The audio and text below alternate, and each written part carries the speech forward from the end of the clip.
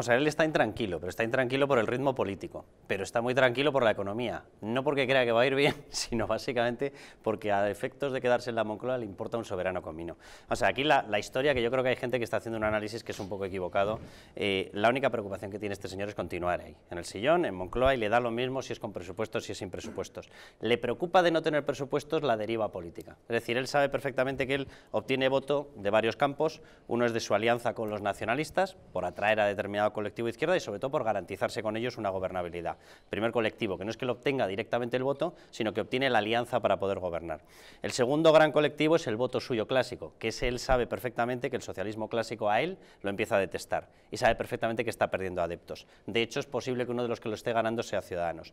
Pero la tercera gran bolsa es la que se disputa con Podemos, y esa es la bolsa económica, es decir, esa es la gran bolsa que en este momento se ha convertido ya en reclamaciones populistas, pero que es la bolsa del gran gasto social, el gran gasto público, etcétera. Y si no tiene apoyo a sus presupuestos, ¿de qué manera puede dar respuesta a eso? Esa es la parte que a él le preocupa de los presupuestos, es decir, le preocupa que quede claro que su gobierno ha sido infructuoso a la hora de conseguir un mayor SMI, la dotación presupuestaria para la ley de dependencia, para conseguir X ayudas para la ley de género, etcétera, etcétera. Eso es lo que le preocupa, el rédito electoral y el rédito en voto. Ahora, por lo demás, por el hecho de que tengamos unos buenos presupuestos para España, le importa un soberano comino. Vamos, la prueba mayor es que si no, no hubiese pasado el bodrio que ha pasado, que de momento y en Bruselas están haciendo cruces a ver cómo demonios consiguen sacar adelante esas cuentas sin la queja perpetua de Italia, a la que le están apretando mucho más las tuercas.